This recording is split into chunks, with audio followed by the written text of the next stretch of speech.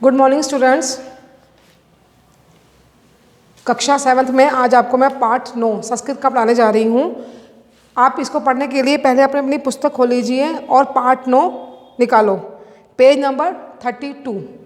ठीक है, चलिए स्टार्ट करते हैं। यहाँ पे पंचमी विभक्ति अपादान कारक।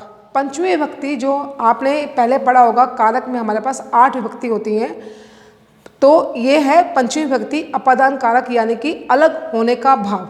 जब कोई वस्तु किसी चीज़ से अलग होती है तो हम वहाँ पे पंचमी विभक्ति का प्रयोग करते हैं, यानी कि अपादान कारक का प्रयोग करते हैं। देखिए, कोई वस्तु किसी अन्य वस्तु से अलग होती है तो जिस वस्तु से अलगाव हो उसे अपादान कारक कहते हैं। अलगाव यानी कि अलग होने का भाव हो तो उसे अपादान कारक कहते हैं। अपादान कारक में पंचमी विभक्ति होती है। अपादान कारक में हम पंचमी विभक्ति का प्रयोग करते हैं, जैसे वृक्षात् पत्रम पतति, वृक्ष से पत्ता गिरता है। यहाँ पत्र वृक्ष से अलग होता है, अतः वृक्ष अपादान कारक है और उसमें पंचमी विभक्ति का प्रयोग हुआ है। ठीक है, अब इसके लिए हम पाठ पढ़ रहे हैं यहाँ पे जल चक्रम, जल चक्र। देखिए आगे, जलम विना न कोपि जीवः जीवति। जल के बिना कोई भी जीव नहीं जीता है। जल अगर नहीं हो तो जीवन खत्म हो जाएगा। तो यहाँ पर अपादान कारक का प्रयोग करते हुए इस पाठ के बारे में बताया जा रहा है। अतः जलम जीवनम अस्ति, इसलिए जल ही जीवन है। एषा धरा जलेन समृद्धा अस्ति, यह धरती जल से समृद्ध है, यानी कि भरी हुई है। अत्र जलेन पूरितः कूपः तडागः नद्यः समुद्रः आद्यः जलाशयः सन्ति। अत्र यानी कि यहाँ, जलेन यानी कि जल से, पूरितः भरे हुए हैं, कूपः कुएं, तडागः तालाब, नद्यः नदी, समुद्रः समुद्र आदि जल से भरे हुए हैं, यानी कि जलाशय सब जगह जल है। सूर्यस्य किरणैः जलाशयानां जलम उष्णमं भवति। सूर्य से, यहाँ पे सूर्य की, यहाँ पे षष्ठी विभक्ति का प्रयोग हो रहा है।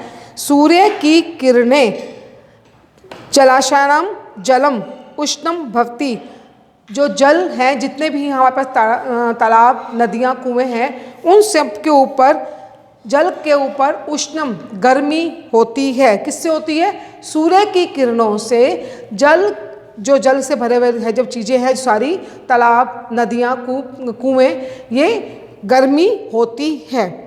उष्णम जलम वाष्प रूपेण परिणतम भवति, सूर्य की गर्मी से जो जल है वो वाष्प रूप के में बदल जाता है। वाष्प रूप यानी कि जो वो भाप के रूप में बदल जाता है। तद वाष्पम तडागेभ्यः नदीभ्यः समुद्रादिभ्यः च उपरि गच्छति। तो ये जो वाष्प है, जो गर्मी भाप है, ये कहाँ पे आती है? तालाबों के ऊपर, नदी के ऊपर, समुद्र आदि के ऊपर और समुद्र आदि के ऊपर होती है, जाती है। गच होता है जाना। ठीक है, दोबारा पढ़ रही मैं ये लाइन।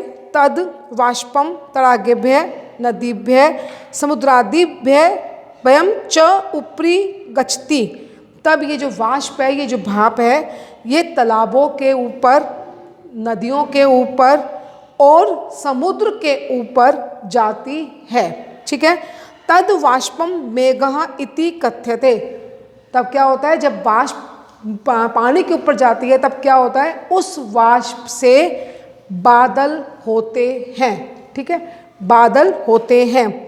मेघः उपरि उपरि गच्छति, बादल जो है ऊपर ऊपर जाते हैं। जो वहाँ पे जब नदियों पे सूर्य की किरणें पड़ती, सारे तालाब की जो चीज़ें हैं, पानी की जो हैं, वहाँ पे जब सूर्य की किरणें पड़ती हैं तो उससे वाष्प बनता है, भाप बनती है। और भाप से क्या बनते हैं? बादल। और बादल जो है ऊपर ऊपर जाते हैं। यदा एषः मेघः शीतलः भवति तदा सः वर्षति, जब यह बादल ठंडे होते हैं मेघा होता है बादल, शीतलः ठंडे होते हैं, तदा तदा होता है तब, वह वर्षा करते हैं। यानी कि जब बादल जो है भाप बन के जो बादल बन जाते हैं, जब वो ऊपर ऊपर जाते हैं तो वो क्या करते हैं, जब वो बादल ठंडे हो जाते हैं, पहले तो गर्मी से भाप बन जाते हैं तो भाप से बादल बन जाते हैं, जब वो ऊपर जाते हैं वो ठंडे हो जाते हैं तो उनसे वर्षा होती है।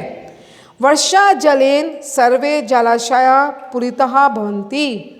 वर्षा के जल से सभी जलाशय जो है पूरितः पूरे होते हैं, किससे? पानी से, ठीक है। एवं जलाशयभ्य मेघः, देखो अब इस जलाशय से क्या बना?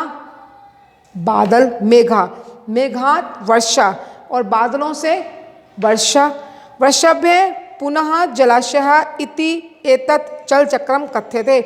वर्षा दोबारा वर्षा से जलाशय जो है पानी से भर जाते हैं, इति एतत् जल चक्रम, ये जल चक्र है। इसी से क्या बना? अब आपने इस पाठ में देखा कि पहले जो पानी, जो जितना हम लोग पानी बिना रह सकते नहीं है, उसका जल चक्र क्या है? इस पाठ में जल चक्र ये तरह समझाया हुआ है कि जितने भी पानी की चीज़ें हैं, समुद्र, नदी, तालाब, कुएं, उनके ऊपर सूर्य की किरणें पड़ती हैं, उससे भाप बनती है, भाप से बादल बनते हैं, बादल जब ठंडे हो जाते हैं तो वर्षा के रूप में वापस धरती पर आते हैं, और जब वो पानी से वापस वो चीज़ें भर जाती हैं तो ये आपका है जल चक्र, इसे जल चक्र कहते हैं।